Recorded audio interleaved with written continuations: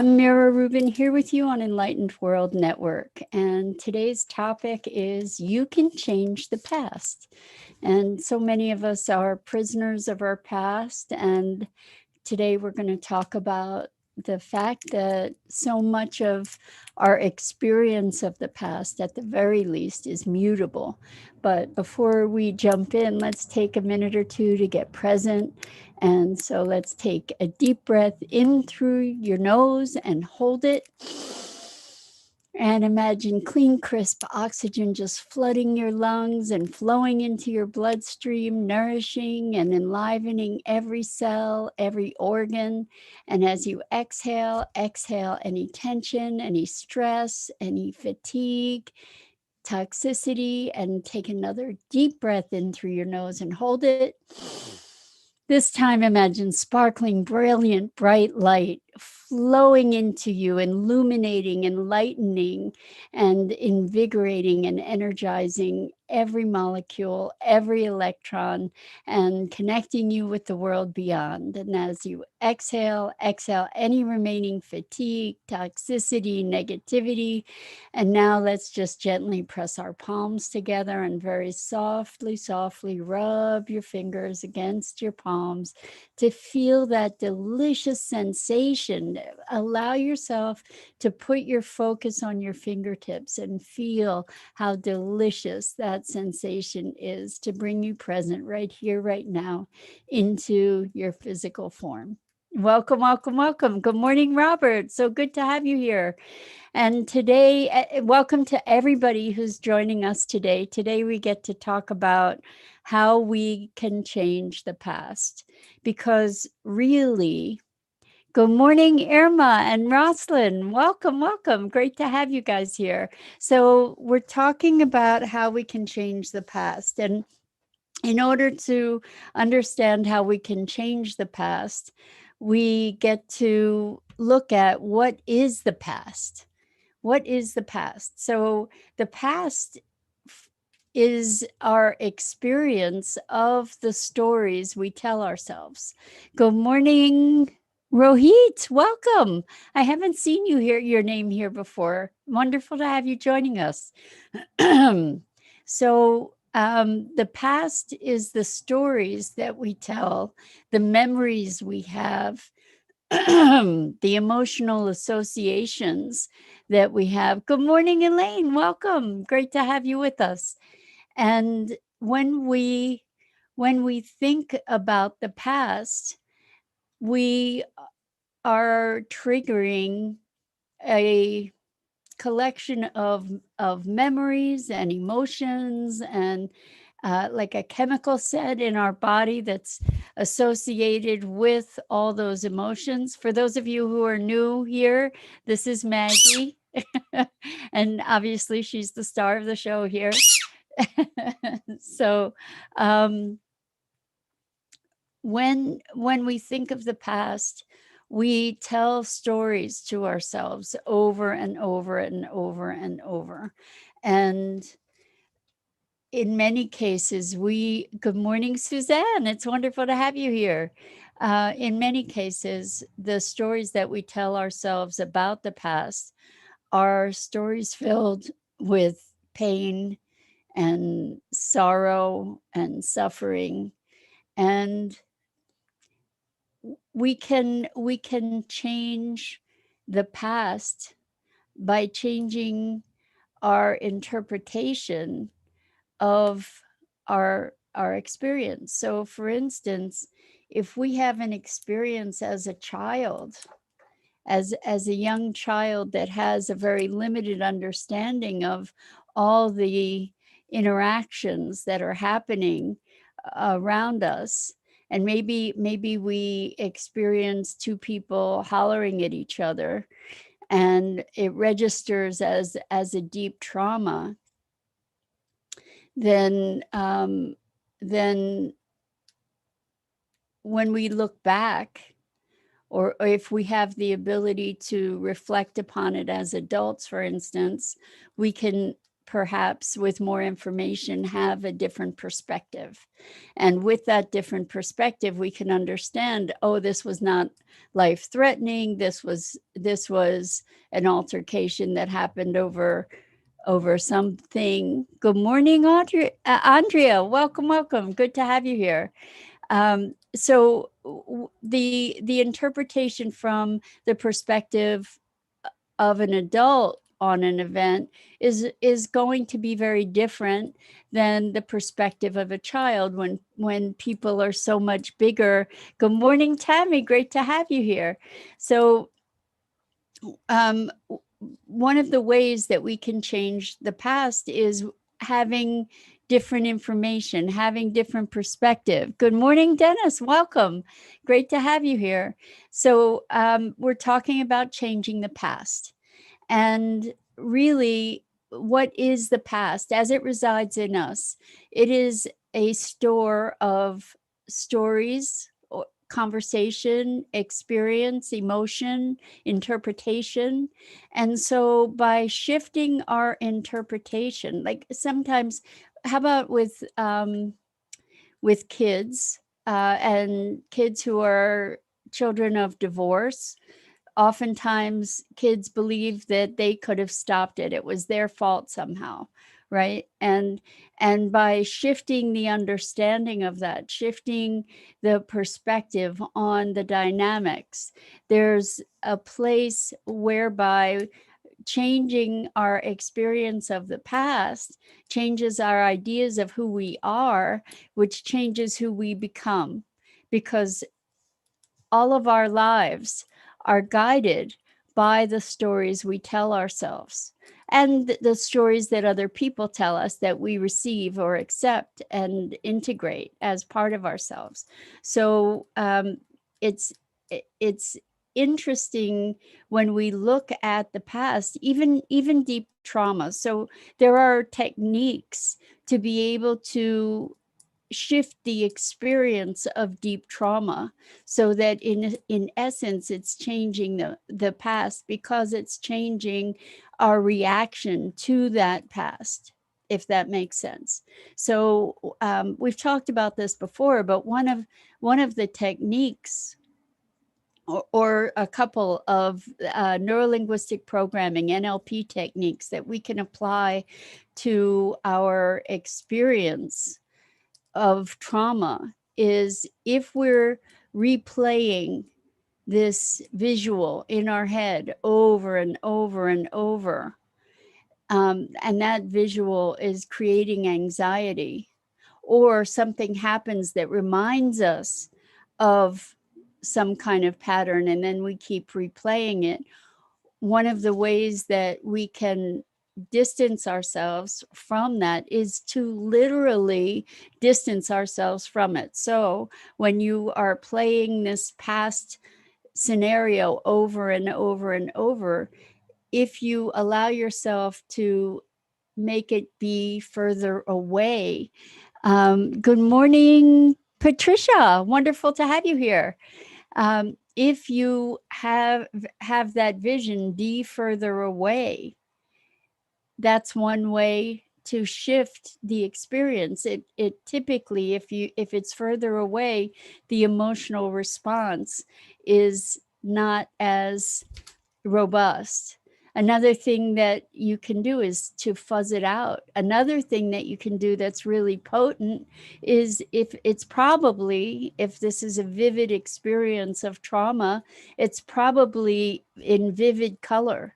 And so one of the things that you can do that denatures that experience is to make it black and white as you're playing it in your head. So if you make it black and white and you push it further away and you make it fuzzy, all of these things can assist you in relieving the experience of that trauma, which is then shifting your experience of the past and thereby changing the past, so to speak, and therefore, being that you're not as triggered, you're able to be more present, and therefore that impacts your future because you're not carrying that trauma forward.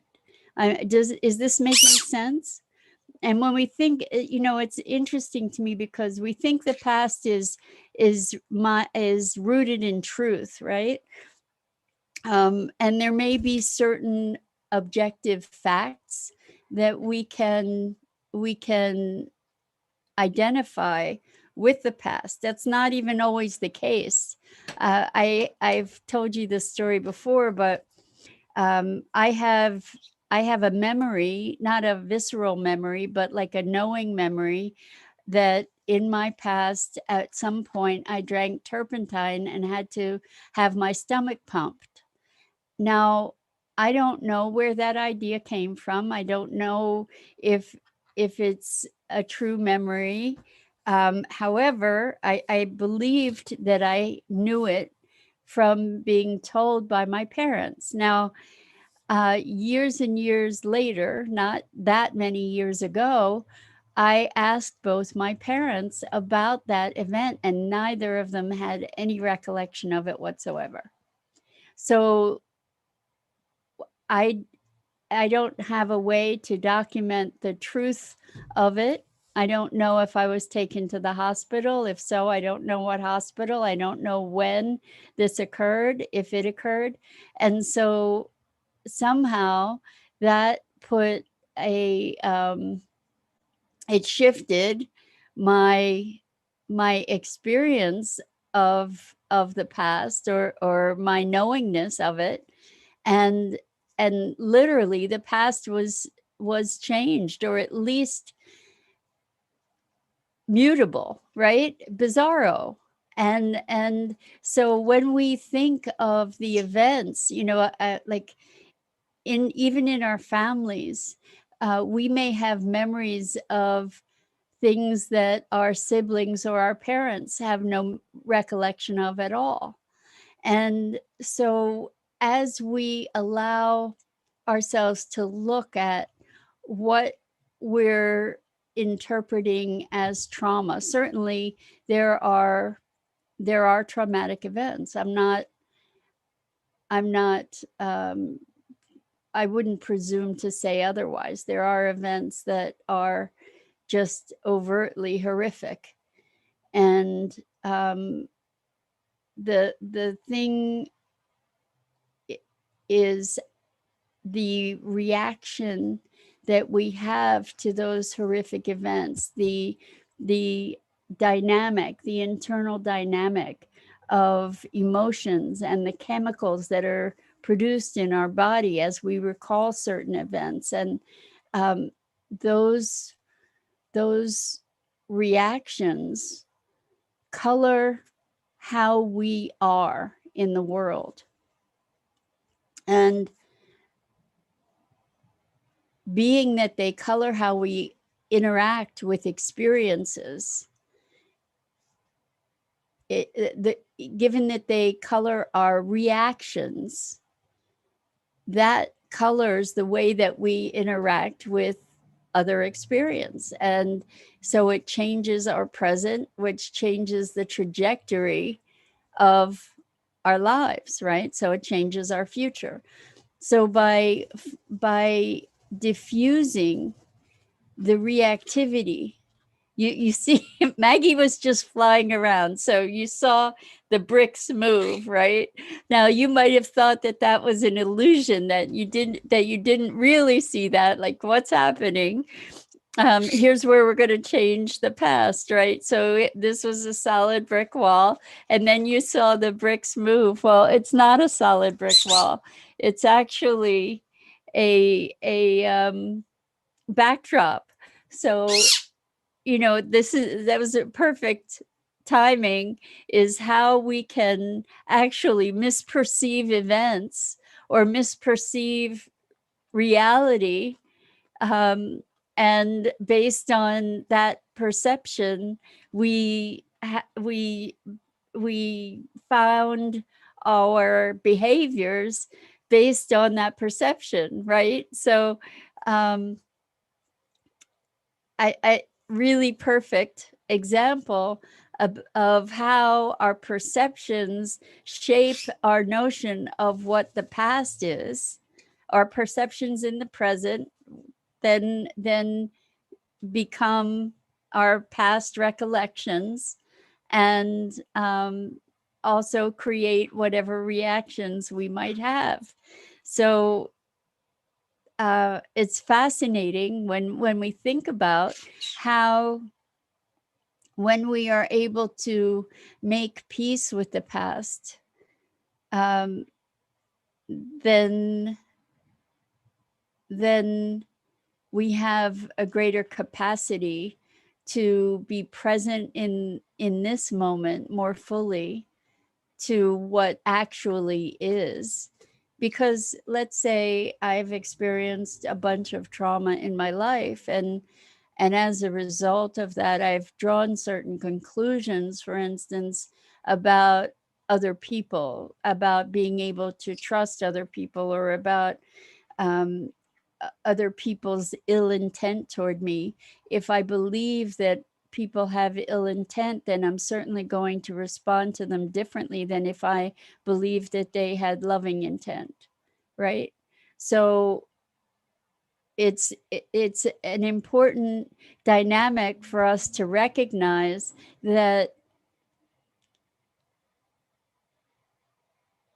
our freedom, I'm all about freedom. Ultimately, that's why I think that that's my pursuit of awakening, is driven by my intention or my drive toward freedom, and being at the effect of reactivity from beliefs, ideas, experiences, being reactive rather than being at choice, to me is a compromise of my freedom. And so whatever the trauma we have experienced, and no doubt we've all experienced trauma to one degree or another, being at the effect of that trauma is holding us prisoner, is keeping us prisoner to something that no longer exists in this moment. The past exists insofar as we carry it with us. And so, I'm talking kind of about the past in a context of how it can hold us hostage. But we also have stories we tell of those we love, right? And so the past is changed all the time in those stories, because maybe we deify certain people, or we look at them as in a one-sided way, where we remember all the good things or we remember all the bad things. And that, in effect, is changing the past, right? How we interpret our experiences of the past is changing the past. Because what is it? It's here and gone. And then we are the torchbearers for the story, the interpretation, the necessarily limited perception of that experience. And so if we're contending with difficult experiences of our past, we get to look at what are the stories we're telling, and what might be, this is a way also to be entertaining changing the past, is what might be another interpretation of those events, and what are the key interpretations, the key underlying interpretations that are creating our response to that experience. So if we think about our childhoods, maybe some of us have an experience or have a recollection of, I had a terrible childhood. And what we remember are all the terrible things that happened. And Irma says, wow, the invisible chains I have kept and made my present lacking true freedom. I get to let the past rest where it belongs and is not here now today. And thanks, Maggie, for the demonstration.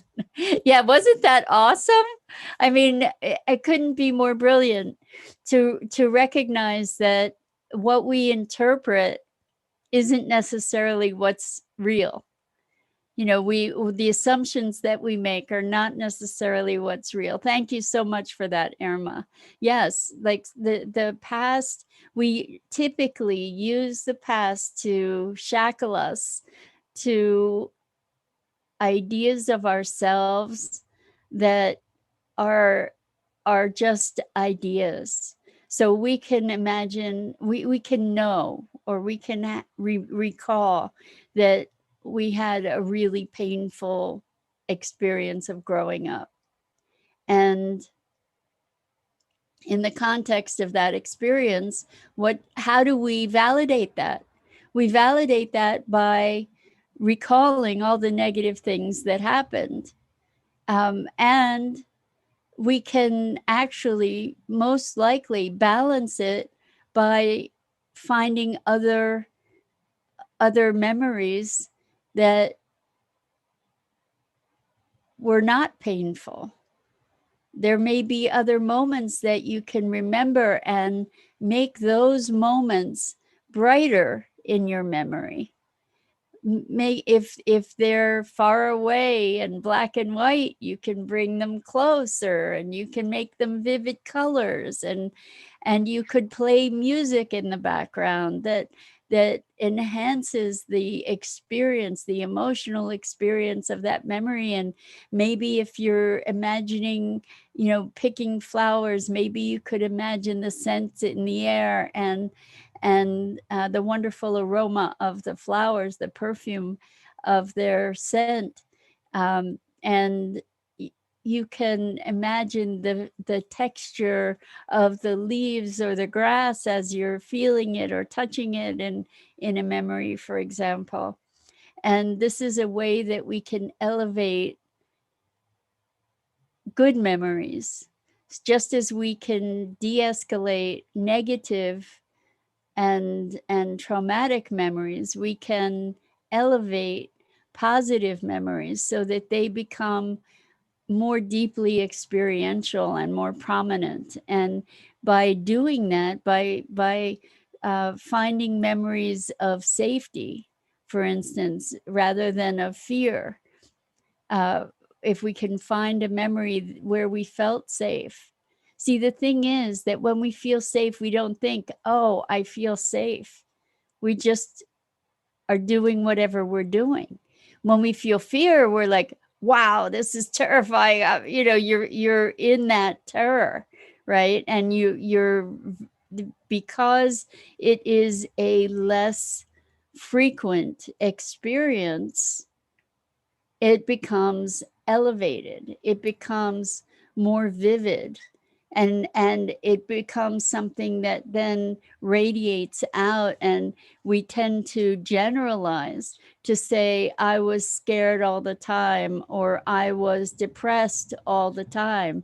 We've talked about how really nothing is persistent all the time in terms of emotion, right? There is no emotion that you can maintain all the time. And so it's a matter of where do we put our attention. It's like when you buy a white car, you start seeing a whole lot more white cars on the road. It's not that all of a sudden there was a surge in white cars. It's just that that's what your focus is tuned to. So we do that with our lives. and what we do the Cliff Note version of our lives. And when there are Cliff Notes, by necessity, there are omissions. And what we get to do is to elevate the things that we want to propagate. Elevate what you want to propagate in your life, in your lives. And we can do that by doing the opposite of what we do to de-escalate the things that we prefer to leave behind. And so Rosalind says, can you allow yourself to wallow in the belief for an hour with an intention to move on? Like a breakup, allow yourself to be sad and then detach from those emotions, but have compassion for self, that emotions will come up from time to time. What other tips to use when it resurfaces? Mantras like saying, I am worthy, I am content, etc., to interrupt or replace the negative thought pattern. Yes. So, boy, that's a mouthful, Rosalind. And can you allow yourself to wallow in the belief? So, I think that you're talking about wallowing in the belief and allowing yourself to be sad. I think they're two different things. So wallowing in the belief might be, nobody's ever going to love me, I'm not lovable, I'm a terrible person, what did I do wrong? If only I had been more this or more that, or better in this way or that way, or whatever. That's kind of wallowing in the beliefs of negativity that are probably long standing, that we can start to disentangle ourselves from those kinds of beliefs. Now, feeling sad, emotion is energy. Emotion is energy. And when you're feeling sad, we can generate emotion through the stories that we tell ourselves. Okay, so I can tell myself that I'm a terrible person, and I can start feeling guilt and shame, and I can generate an emotion that way. There are other times when emotions arise, and they arise without necessarily a conscious story. Like sometimes I feel sad, and I don't even have to know why I feel sad. There may be a triggering reason, but the thing is that when I feel sad, rather than blocking it or trying to talk myself out of it, I allow myself to feel the feeling. And why do I do that? Because once you allow yourself to feel it, if you allow yourself to experience it without resistance, that feeling will pass. We just said there's no emotion that can persist all the time. And this is truly the case with emotions, where what you resist persists.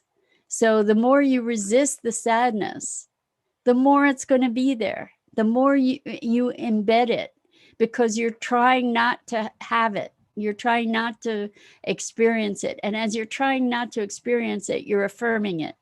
And you're not experiencing it, so it's staying there, right? You're kind of embedding it. When you allow yourself to feel the feeling as you feel it, you cry, and then you stop crying. At some point, you stop crying, and you're not feeling that same degree of sadness in that moment, right? So there's a respite. And if you allow yourself to feel sad when you feel sad without adding all the story to it, then you allow the emotion to process. If you allow yourself to feel the feeling without judging it and creating stories about it, then the emotion will pass. And that's very different from wallowing in the ideas around, how terrible I am. It's all my fault, on and on and on. The guilt and blame and shame, because those are the interpretations of an experience that we lodge and record as the past, and believe then that it's truth, and forget that in fact it's really story. So Rosalind says, I guess the exercise is to claim a label, but notice how untrue it is. That's awesome. And one of the ways to notice how untrue it is to say, okay, I'm a terrible person. And then say, okay, well, is that always true? Like, we all have moments where we're terrible. We all have moments where we're terrible. It just is part of being a human being. We all have moments when we're not being our ideal of what it is to be a human being. But because I am terrible, I behave terribly in a given moment, it doesn't mean that I am terrible. Okay? So that is not the totality of who I am. It's not the totality of who you are. It is in a moment. And I believe that, and again, working hypothesis, but I believe that all humans are capable of anything, any horrible thing, any wonderful thing in a moment, with the exact circumstances that would precipitate a certain response. And so by owning our capacity to be all things, we allow ourselves the freedom from being any one thing. So there are moments in my life where I've been terrible, and where I've done things that are not indicative of the behavior that I would want for myself. And that doesn't mean that I'm a terrible person. It means that in that moment, I lost it, whatever.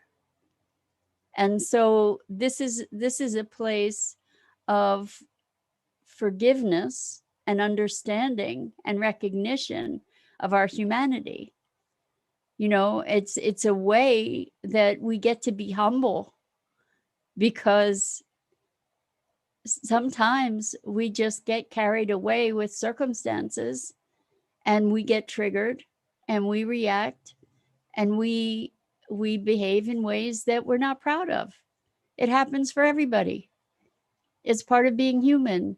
And part of our evolution is learning how to be present to those aspects of ourselves also, without overgeneralizing it. It's like saying I'm depressed, or I'm always depressed, or I'm always sad. Always isn't true. So it's important to be circumspect. No human is perfect, at least not in my experience. Perfection is a concept. It's another way that we shackle ourselves, right? That we enslave ourselves, is in this quest for perfection. We brutalize ourselves when we're not meeting this impossible standard. And so we get to be human beings. And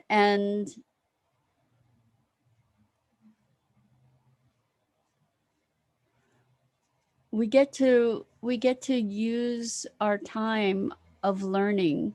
We get to learn from the past, is like, okay, I saw that I reacted that way, and I felt really terrible about it, and therefore I don't want to do that again. Right? So Elaine says, my past experience was a beautiful teacher and set me on the path I'm on. This is true. Even our trauma, right? This is like, I felt terrible and I don't want to do that again because I didn't like the consequence. So I learned from that. And so our past is our teacher, or our present is our teacher, and then becomes past based. And then we get to choose the lessons that we learn from that past. There were no mistakes, Elaine continues. I am truly grateful for every experience guiding me to truly set myself free. Freedom from the mind as I remember who I am and live through my heart center filled with true compassion and love for all who live in true honor and acceptance of life as is. Life as is, peace and harmony, as is, life as is, peace and harmony is my choice in this now. Elaine, that's really beautiful. And I think you point something very important, and that is living from heart rather than from mind. That it's our, I had a conversation with someone where they were saying that they don't believe people make good intuitive choices. And I said, I think that when people are truly connected, that they do make good intuitive choices. What we don't necessarily make good choices from is being rational, being purely rational. You know, for so many years growing up, I would be hearing, oh, you're too emotional. You're too emotional. And this is a criticism often leveled at women, right? Oh, you're too emotional. Well, what happens when we take our heart out of decision making? We become heartless, and we become heartless as a culture if we just rely on the rational, on the mind with no heart. We make decisions that are incredibly destructive to humanity and to the planet. And so I so appreciate you bringing us into this awareness of the lessons that our past teaches us, the gifts that our past and our lives and our present bestow upon us. And Rosalind says, have you ever gone back to read old journal entries? It surprises me what struggles I had, and notice how some issues seem trivial and how some resurface. Or maybe able to go back to a previous journal entry to finish or add to it. You know, for years and years, I would read my journal entries and see the same thing over and over and over again and think, oh my gosh, is it ever going to change? You know, am I ever going to be beyond these themes, these struggles? And I feel very grateful and graced to say that I have gone beyond them, that years and years of work and personal growth and development and learning and transformation work, that I managed to heal those patterns. And part of it is by redefining or recontextualizing the experience. So one of the things that we talked about just now is how we might be looking at our past behavior and say, I'm a terrible person, right? I'm a terrible person because I got pissed off and I said things I shouldn't have said, and I ruined my relationship, and like on and on and on, right? And we tend to beat ourselves up with those kinds of things. And instead, when we can look back and say, you know what? I'm human. and this is not who I am. It was an incident. It is one expression. It was one moment, or it's a pattern, and it's not the totality. And as we gain perspective, so Rosalind says, yes, redefining. As we redefine the past, as we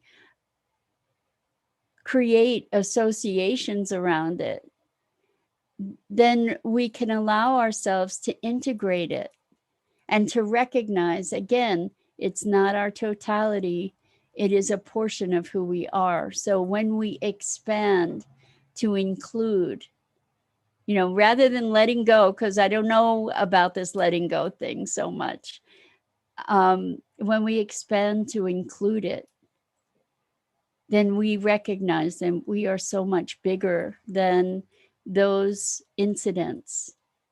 That I had a terrible childhood, or I'm not enough. If we look at other experiences, we can prove that that's not true. At least it's not true all the time. There may be moments when it's true, but it's not true all the time. And again, we can elevate the memories or the stories, the good stories, rather than elevating and escalating the bad ones, which is what we tend to do. We tend to repeat the bad ones over and over and over to ourselves and believe that that's the truth. The past doesn't exist except in your memory, and except in the corroboration for whatever these threads might be that we could follow to try and piece together some kind of story, right? The past exists as stories. And even if we look in the history books, the people often say history is written by the winners. History is written by the conquerors. What's the truth? There are all kinds of stories that can be unearthed and assembled, and we get to reassemble those stories and redefine those stories all the time. So let's see, Irma says, experiencing the now without the past emotions. Yes, that's what the freedom is, without being in bondage to the past, and these stories from the past. Like, I am this. There's no one thing that you can be. You are all of it. You are all of it. And Irma says, the emotions of this moment are new and unique. Beautiful. When we are able to experience the present as the present, rather than pulling our past ideas forward, then this moment is unique. The moment is unique regardless. It's just a matter of whether we're present and awake to it. We can be experiencing this present moment as a replay, but that's not true. What's true is this unique moment, and this unique moment, and this unique moment may feel familiar, may not. But Rosalind says, speaking of the past, how the heck does Facebook choose to remind you of something from your timeline? Oh my gosh, right? Talk about horror shows. Yes, I have to laugh with you there, Rosalind. Interesting algorithms, whatever. So anyway, we've gone longer than usual. This was a great conversation. I so appreciate your engagement, as always, your participation. It's a delight to me to be able to spend these minutes with you on a daily basis. I really appreciate it. And I think that's it. So I'm Mira Rubin. This is the Core Connection, and I go live each weekday morning on the Enlightened World Network Facebook page. And this is my dear friend Maggie. and she enjoys joining you guys as well. And Andrea says, thank you, Mira. You have no idea how you affect us all in such a thoughtful, positive, and intelligent way. You're a blessing. Thank you for sharing your thoughts with us. Andrea, thank you so much for that. Thank you. Because these are things I think about, and this is a forum that you guys give me to be able to share these thoughts. You know, I don't necessarily bring them present for myself without this venue. So I feel very gifted by you, and you're welcome, all of you. You're so welcome. It's a gift to me as well. So I invite you guys to check out all the other awesome programming on Enlightened World Network and the wonderful, rich, heartfelt community there. And until next time, tell yourself good stories. Lots and lots.